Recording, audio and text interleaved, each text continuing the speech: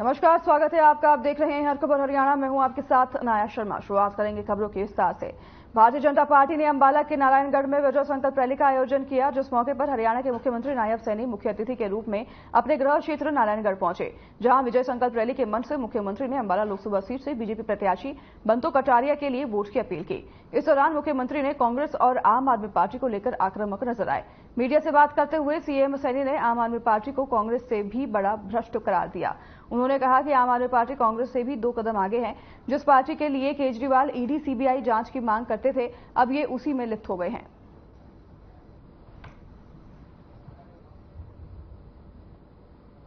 देखिए, लोगों का एक बड़ा उत्साह, जोश पूरे प्रदेश के अंदर देखने को मिल रहा है। ये डबल इंजन सरकार की नीतियों का परिणाम है। 10 वर्षों में जो काम किए हैं, गरीब व्यक्ति तक जो लाभ पहुंचा है, योजनाबद्ध तरीके से पहुंचा है। इन 10 वर्षों में नरेंद्र मोदी जी की सरकार ने और हमारी हरियाणा सरकार ने मिलकर के काम के ऊपर विश्वास किया है, ईमानदारी से काम किया है दोनों सरकार ने।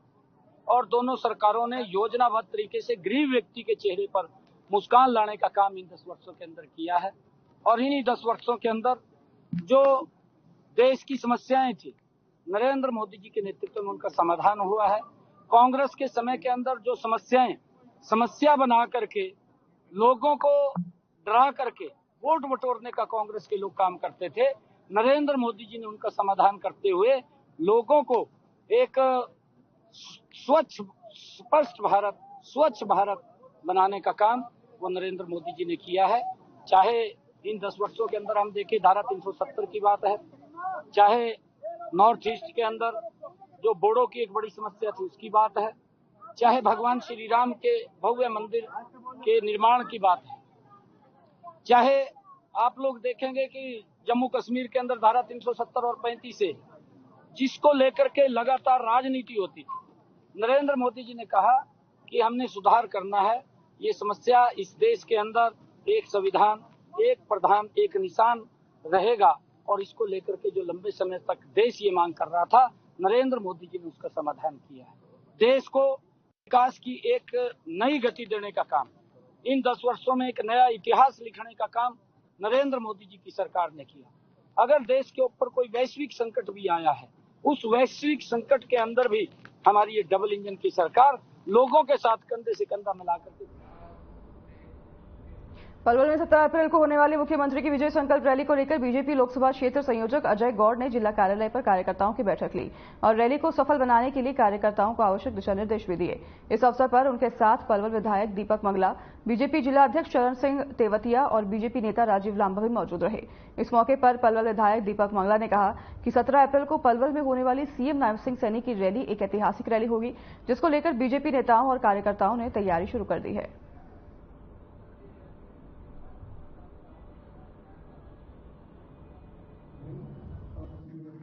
की जो ये बैठक हुई है, ये बैठक आज इसलिए हुई है कि 17 अप्रैल को हमारे प्रदेश के मुख्यमंत्री, हमारे प्रदेश के अध्यक्ष आदरणीय नायब सैनी जी की एक रैली होने जा रही है पलवल विधानसभा क्षेत्र की। वो रैली महाराणा प्रताप चौक जो नेशनल हाईवे है, किया गाड़ी का जो शोरूम है, उसके पीछे वाले मैदान के अंदर वो रैली हमारी होने जा रही है। और उस रैली की तैयारियों के लिए, उस रैली की व्यवस्थाओं के लिए आज यहाँ हमारे पार्टी के कार्यकर्ताओं की, मोर्चों की, प्रकोष्ठों की, इन सब कार्यकर्ताओं की बैठक हुई है। रैली में कोई किसी व्यवस्था की कोई कमी ना रहे, उसके लिए सारी व्यवस्था की दृष्टि से रैली हुई। रैली की तैयारियों के लिए ये मीटिंग आज हमारी यहाँ हुई है।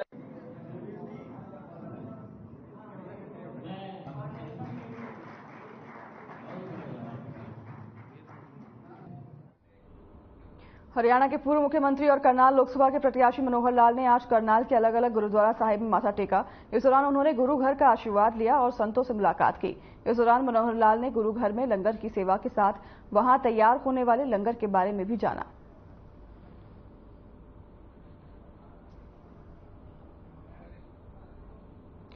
पूर्व मुख्यमंत्री मनोहर लाल गुरुद्वारे पहुंचे। बैसाखी के इस अवसर पर उन्होंने आशीर्वाद लिया गुरुद्वारे जाकर और अपना माथा टेका, तो वहीं सभी संतों से वहां पर बातचीत की, चर्चा की।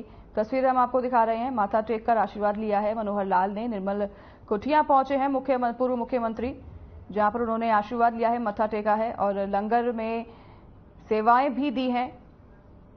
तो वहीं संतों से आशीर्वाद लिया, चर्चा करते हुए भी नजर आ रही हैं।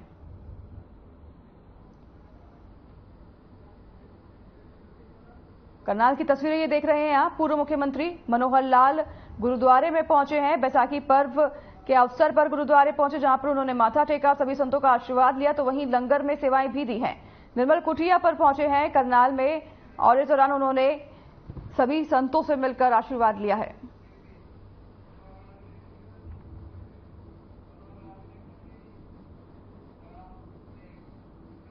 पूर्व सीएम मनोहर लाल ने कहा कि प्रधानमंत्री नरेंद्र मोदी समाज को डिलीवर किया है और जनता हमारा समर्थन कर रही है, जिसके दम पर हरियाणा में बीजेपी सभी 10 लोकसभा सीटों पर जीत हासिल करेगी। वहीं कांग्रेस के न्याय पत्र को लेकर मनोहर लाल ने कटाक्ष करते हुए कहा कि कांग्रेस पहले अपने घर में न्याय करे, कांग्रेस ही आपस में लड़ते हैं, कांग्रेस की जनता की चिंता करने की जरूरत नहीं है।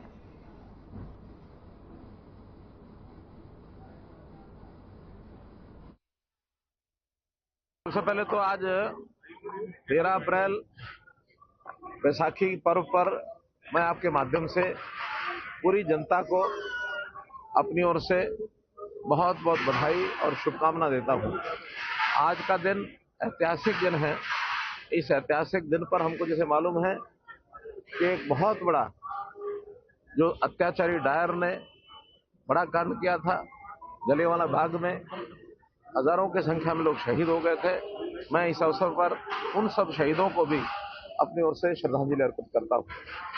जैसा अपने को पता है कि अभी लोकसभा के चुनाव चल रहे हैं और मेरा दौरा पूरे करनाल लोकसभा में तो चल ही रहा है, पूरे हरियाणा में भी जगह जगह जा करके और लोगों से मिलना हो रहा है।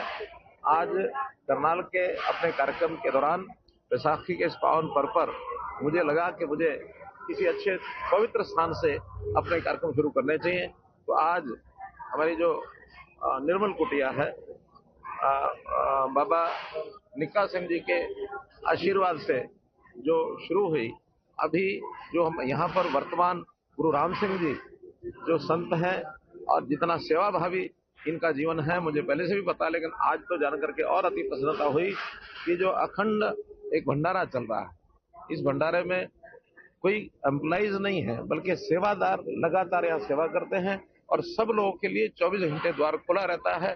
तो मैं इनकी सेवा भाव का भी इनको प्रणाम करता हूं और साथ में जो छोटे संत हैं, छोटे बाबा जी हैं जिनको सरपंच बाबा कहते हैं, तो उनको भी आज जो मैंने उनके सेवा भाव देखे उनको भी मैं नमन करता हूं। और आज इस अवसर पर मैंने आशीर्वाद लिया है और मुझे प्रसन्नता है कि इन्होंने आशीर्वाद दिया भी है कि जिस प्रकार के काम इन्होंने हमारे काम को भांपा होगा, तो इन्होंने भी कहा कि नहीं, एक अच्छा जीवन राजनीतिक व्यक्ति का जैसे होता है वैसा आप चला रहे हैं।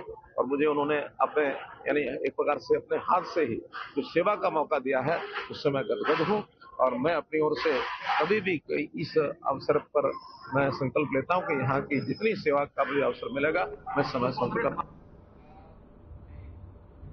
लोकसभा चुनाव को लेकर सियासी हलचल तेज है। सभी पार्टियां अपने उम्मीदवारों को चुनावी रण में उतार रही हैं। पूर्व उप मुख्यमंत्री जतिन चौटाला ने कहा कि लोकसभा चुनाव को लेकर पार्टी जल्द ही अपने उम्मीदवार मैदान में उतारेगी। अभी चुनाव में काफी समय बचा है, वहीं नवरात्र के खत्म होने तक प्रत्याशी की सूची जारी कर दी जाएगी, ऐसा उन्होंने कहा है। पूरी तौर पर तैयार है और अभी तो चुनाव लंबा है। हरियाणा प्रदेश की नोटिफिकेशन ही 25 तारीख से है, नॉमिनेशन 29 से शुरू हो रहे हैं, 6 तक नॉमिनेशन है। तो पार्टी मजबूत उम्मीदवार 10 की 10 लोकसभा सीटों पर उतारेगी और मजबूती से चुनाव लड़ेगी। सर, जो आपकी पार्टी के उम्मीदवारों की अगर हम बात करें तो कब तक पार्टी अपने उम्मीदवार उतारेगी? हमने नवरात्रों का निर्णय किया था, अभी तो शायद 17 या 18 तक नवरात्रे हैं, उससे पहले पार्टी की सूची आपके बीच में। सर, लोकसभा के चुनाव के चलते जिस तरीके से जो विरोध हो रहा है सर, कई जगह पर जो बीजेपी के उम्मीदवार मैदान में गए तो उनका विरोध हुआ, आपको भी सर विरोध का सामना करना पड़ा, तो किस तरीके से? दो चीज सामने आ रही है। एक तो विरोध हरियाणा के लोग कर रहे हैं जिनने हमें लोकसभा में जिताया, विधानसभा में जिताया, अपने हैं, मगर उसके अंदर कई पॉलिटिकल सोच के लोग भी जुड़े निकले। दिग्विजय का विरोध करने वाले आईएनएलडी और कांग्रेस के पदाधिकारी थे। डॉक्टर अजय सिंह चौटाला जी का कुंगड़ में विरोध हुआ, एक लड़के ने किया, और जब उसको देखा गया, समझा गया, तो वो विरोध करने वाला और कोई नहीं निकला। वो विरोध करने वाला भी कांग्रेस का पदाधिकारी मिला, किसी सेल का। तो ये साफ दिखता है कि प्लान्ड स्ट्रैटेजाइज तरीके से पॉलिटिकल पार्टियां भी राजनीतिक माहौल को खराब करने का काम कर रही हैं। ये सर जानकारी भी मिल रही है कि राकेश टिकैत जो किसान नेता है उन्होंने भी कहा है कि किसान नेता यूनियन की अभी कोई इस तरीके के नेताओं के विरोध की कॉल नहीं है। अगर कोई इस तरह का विरोध हो रहा है तो वो राजनीतिक एक तरीके की साजिश हो सकती है। मैं हमेशा से कहता आया हूं कि इसके पीछे जनता देखेगी भी, समझेगी भी और धीरे धीरे मत के अधिकार के साथ अपना निर्णय करेगी। अभी तो लोगों को बहुत कुछ दिखेगा चुनाव में और बहुत कुछ कदम लोग उठाएंगे इन सब चीजों को देखते हुए कि कैसे पॉलिटिकली मोटिवेटेड कदम निरंतर उठाए गए और अब नहीं, पिछले 4 वर्षों के अंदर। सर, डॉक्टर अजय सिंह चौटाला जी का एक बयान था कि चौटाला साहब कहेंगे तो परिवार को एक होने में कोई 1 मिनट नहीं लगेगा। उसके बाद अभय चौटाला ने कहा कि ये गद्दार है, इन्होंने प्रदेश को लूटा है और इनकी कोई जगह नहीं है वापस परिवार में। देखो, अभय सिंह चौटाला जी को मैं ना तो सीरियस पॉलिटिशियन मानता। आप जैसे साथी ने कहा परिवार एक हो। डॉक्टर अजय सिंह चौटाला जी ने हमेशा कहा है ये पहल उनके लेवल पर नहीं हो सकती। परिवार के मुखिया चौटाला साहब हैं, उनके लेवल पर हो सकती। पॉलिटिकल पार्टीज एक होने की बात पे तो कभी चर्चा ही नहीं हुई। चुनाव लड़ेंगे हम 10 सीटों पर, उनमें दम है तो वो 10 सीटों पर लड़ लें। आज के दिन समझने देखने की चीज है। जो लोग हम पे आरोप लगाते हैं, मैंने कहीं सुना ये कहा कि चौटाला साहब को जेल भेजने का काम हमने किया। उससे थोड़े दिन पहले कहते थे आम आदमी पार्टी ने, केजरीवाल ने किया। उससे पहले कहते थे बीजेपी ने किया। उससे पहले कहते थे कांग्रेस ने किया। इसका मतलब तो सारी पॉलिटिकल पार्टीज की एक मंशा है। या उनको घबराहट है कि वो 2% वोट शेयर भी ना ले पाए तो उनका इलेक्शन सिंबल जाएगा। उनके घबराहट है कि क्या उनके पॉलिटिकल पार्टी का अस्तित्व खतरे में है। तो ये सारी चीजें कोई सीरियस पॉलिटिशियन कभी नहीं उठाएगा और हर रोज अपने बयान को बदलने वाला पॉलिटिशियन जनता के सामने साफ हो जाता है। कांग्रेस और जेजेपी को बड़ा झटका देते हुए पार्टी के लगभग 100 कार्यकर्ता बीजेपी में शामिल हो गए हैं। उद्योग मंत्री मूलचंद शर्मा और जिला अध्यक्ष राजकुमार बोहरा की अगुवाई में विधिवत रूप से बीजेपी की सदस्यता ग्रहण की है, तो वहीं जेजेपी नेता सुनील शास्त्री और बल्लभगढ़ से कांग्रेस नेता राजू धारीवाल ने अपनी टीम के साथ बीजेपी का दामन थामते हुए बीजेपी में अपनी आस्था व्यक्त की है। इस मौके पर उद्योग मंत्री मूलचंद शर्मा ने बीजेपी में शामिल हुए सभी नए युवाओं को उनके भविष्य के लिए शुभकामनाएं दी और कहा कि बीजेपी इस बार आने वाली 4 जून को 400 पार के नारे को पूरा करेगी।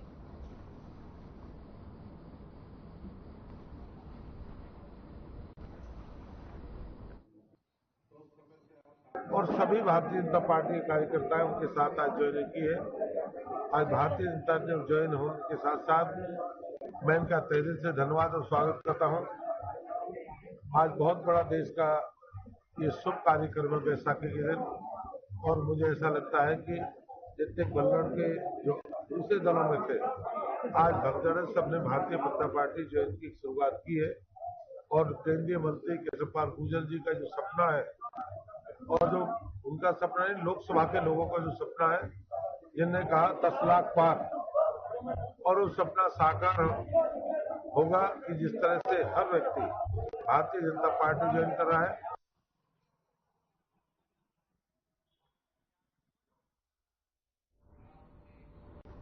कालावाली के कस्बा ओड़ा के गांव घूंगावाली में बीजेपी प्रत्याशी डॉक्टर अशोक तंवर अपने समर्थकों के साथ अपना प्रचार करने के लिए पहुंचे। इस दौरान वहां मौजूद किसान नेता गुरदास सिंह लकड़ावाली और उनके साथियों ने बीजेपी प्रत्याशी अशोक तंवर से किसान आंदोलन के चलते सवाल पूछे। वहीं सवालों के जवाब नहीं मिलने पर किसानों ने उनका विरोध करते हुए जमकर नारेबाजी की, जिसके बाद अशोक तंवर अपना प्रचार किए बिना ही वापस लौट गए।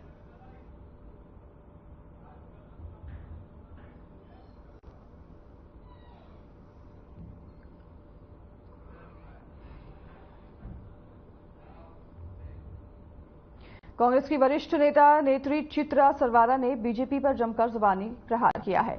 चित्रा ने कहा कि मुख्यमंत्री नायब सैनी की हरियाणा में की जा रही रैलियों से भीड़ गायब है।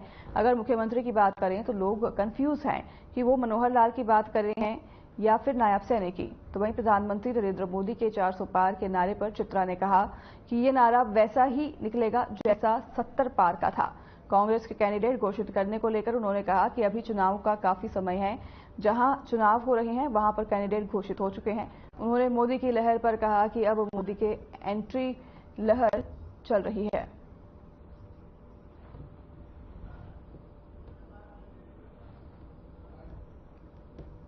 अम्बेडकर जयंती है, उसको आज अंबाला में टीम मना रही है क्योंकि कल पूरे हरियाणा के स्तर का एक बहुत बड़ा कार्यक्रम हमारी प्रदेश की लीडरशिप, जिसमें हमारे पीसीसी, सीएलपी और एमपी साहब होंगे, कल वो एक झज्जर में बहुत बड़ा कार्यक्रम कर रहे हैं। हम इस बार का जो अम्बेडकर जयंती है उसको संविधान बचाओ दिवस के तौर पर हम इसे मना रहे हैं। और इस दिन आज भी यहाँ पर और कल के दिन हम सब से एक रिक्वेस्ट कर रहे हैं कि हम सब संकल्प लें कि अब की बार का वोट हर भारतवासी जो है संविधान बचाने के लिए दे। क्या वो दे सकता है?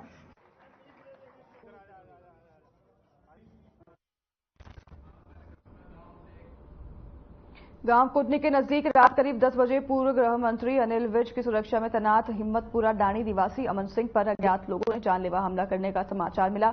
हमले में अमन सिंह और अन्य 2 व्यक्ति को काफी चोटें आई हैं, तो वहीं हमले में घायल अमन सिंह को कई जगह फ्रैक्चर आए हैं। वहीं सरपंच के पिता मदन सिंह को सिर पर गंभीर चोटें व सरपंच के भाई संजय को भी गंभीर रूप से घायल हुए हैं और तीनों का विभिन्न अस्पतालों में हिसार व ढोना में इलाज चल रहा है। एसएचओ का कहना है कि फिलहाल कोई मामला दर्ज नहीं किया गया है।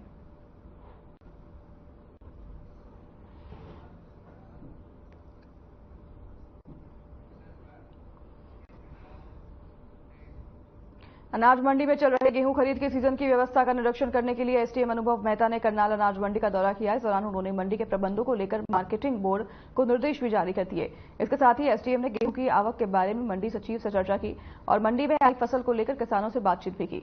वहीं एसडीएम ने किसानों से उनकी शिकायतें भी जानी और अधिकारियों को कई निर्देश दिए। इसके साथ ही एसडीएम ने कहा कि मंडी में किसानों के लिए हेल्प डेस्क बनाया गया है ताकि किसानों को पोर्टल से संबंधित कोई भी दिक्कत न आए।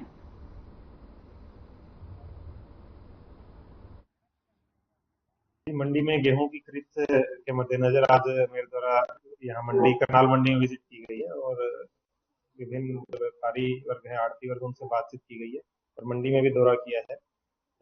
जो भी यहाँ व्यवस्थाएं होनी चाहिए उसको जांचा गया है और अगर कोई कमी है तो उसको दूर करने के निर्देश संबंधित अधिकारियों को दिए। सर, एक लिफ्टिंग का मामला आता है हर बार सर, उसमें क्या कुछ इस बारे में? लिफ्टिंग जैसे आज तक की स्थिति मैंने अभी रिकॉर्ड चेक किया है, सही है और आगे भी जो संबंधित एजेंसी है उनको निर्देश दिए हैं कि लिफ्टिंग की समुचित व्यवस्था रहे, टाइम पे मंडी से लिफ्टिंग होती रहे ताकि जो भी किसान अपनी फसल लेके आ रहे हैं उनको कोई दिक्कत ना आए।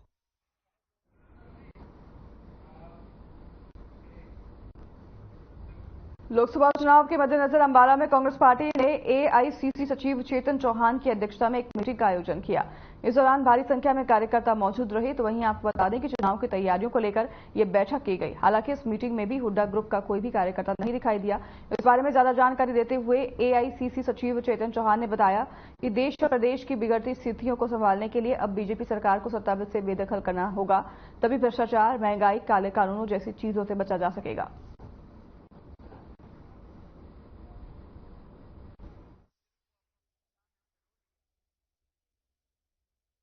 देखिए, एक तो लोकसभा चुनाव सिर पर है, सभी को पता है कि 25 मई को यहाँ पर मतदान है। तो उस मतदान के मद्देनजर रखते हुए लोकसभा की एक अपने परिवार की एक पूरे अंबाला हलके की अलग अलग विभिन्न वार्डों से, विभिन्न मोहल्लों से, विभिन्न गांवों से यहाँ पर लोग आए और ये कोई रैली नहीं थी, ये कार्यकर्ता सम्मेलन था जो हमारे कार्यकर्ता हर गांव में, हर वार्ड के उनको हमने बुलाया और उनसे आह्वान किया कि इस बार कांग्रेस पार्टी को हमने बहुत भारी मतों से जिताना है।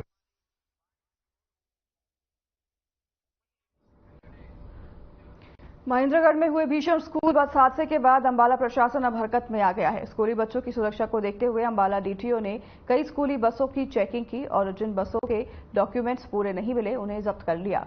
इनमें कई नामी स्कूलों की बसें भी शामिल हैं। इस बारे में ज्यादा जानकारी देते हुए डीटीओ अंबाला ने बताया कि सुरक्षित स्कूल वाहन पॉलिसी के तहत अंबाला में 49 बसों को चेक किया गया है, जिनमें से 6 बसों से वायलेशन मिलने पर उन्हें जब्त कर लिया गया है। तो वहीं इन कमियों की वजह से स्कूल पर भी कार्रवाई की जाएगी।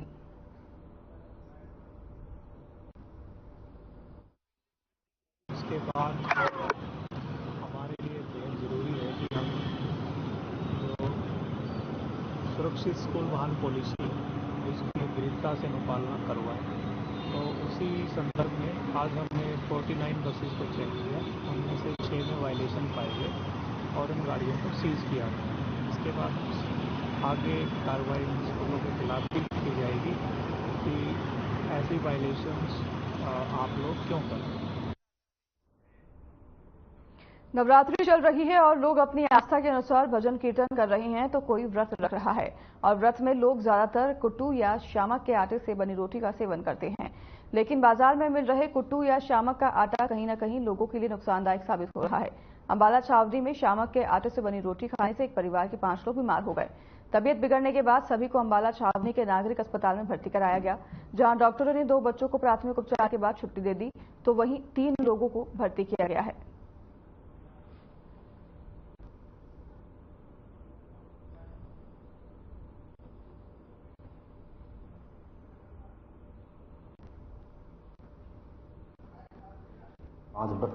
एक परिवार के 5 सदस्य आए थे, जिनमें से 3 को एडमिट किया गया था, 2 को प्राथमिक उपचार देने के बाद वो घर चले गए। उनकी हालत ठीक थी और जो बच्चे जो परिवार के सदस्य 3 दाखिल किए गए थे वो भी अब चले गए हैं और वो अब फिलहाल स्वस्थ है।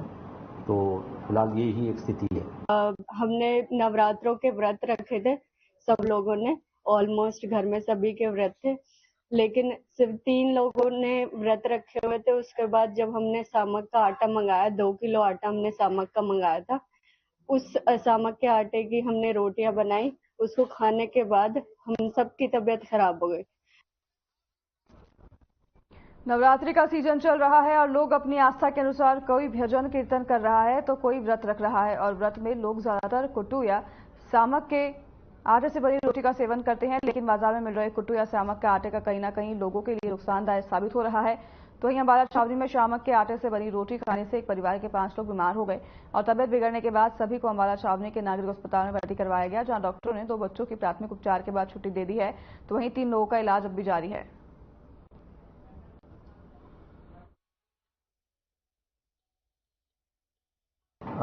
नागरिक अस्पताल अंबाला कैंट में मेरे संज्ञान में आया था कि कुछ एक परिवार के 5 सदस्य आए थे, जिनमें से 3 को एडमिट किया गया था, 2 को प्राथमिक उपचार देने के बाद वो घर चले गए। उनकी हालत ठीक थी और जो बच्चे जो परिवार के सदस्य 3 दाखिल किए गए थे वो भी अब चले गए हैं और वो अब फिलहाल स्वस्थ है। तो फिलहाल यही एक स्थिति है।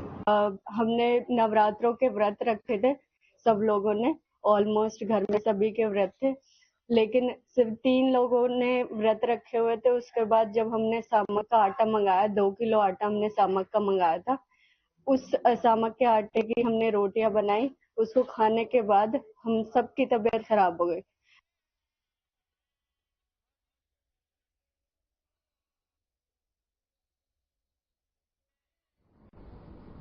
पुलिस आयुक्त राकेश कुमार आर्य के दिए गए आदेश अनुसार फरीदाबाद के तीनों जोन में स्थित सभी थाना और चौकी प्रभारी की टीम ने अपने अपने क्षेत्र में आमजन को लोकसभा चुनाव में मताधिकार का शांतिपूर्ण तरीके से प्रयोग करने के संबंध में जागरूक करने के आदेश दिए हैं।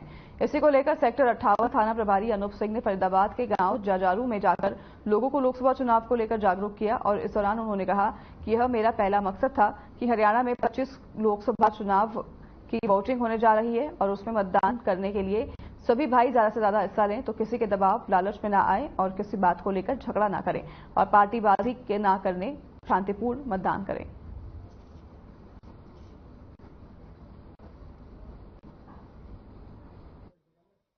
ये मेरा पहला मकसद तो था जी, जो अपने आने वाला लोकसभा चुनाव है, 25 मई को वोटिंग होनी है हरियाणा में, तो इसमें सभी भाई मतदान में ज्यादा से ज्यादा बढ़ चढ़ कर हिस्सा लें और कोई लोग लालच या भय में ना आए और ना किसी के दबाव में आए, निष्पक्ष मतदान करें शांतिपूर्वक। और जो स्कूल बस का एक हादसा हुआ कनीड़ा में, तो उस बारे में भी अपने अपने बच्चों को उनके स्कूल में जाके उनके प्रिंसिपलों से पता करें भाई तुम्हारा बस कंडक्टर ड्राइवर जो उनके पास लाइसेंस वगैरह उनका भी आई साइड वगैरह सब ठीक ठाक है कि नहीं, कोई ड्राइवर अगर ऐसा पता करता है, कोई कंडक्टर करता है, तो उसको हटाएं।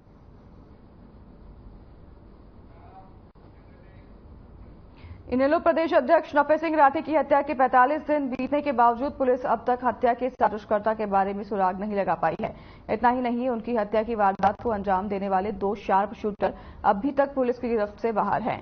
इसी के चलते नफे सिंह राठी के परिवार के सदस्यों में काफी रोष है और नफे सिंह राठी के परिजनों ने हत्या के आरोपियों की गिरफ्तारी और साजिशकर्ता के नाम का खुलासा करने की गुहार एक बार फिर से पुलिस से लगाई है और 18 अप्रैल को बहादुरगढ़ बंद का आह्वान भी किया है।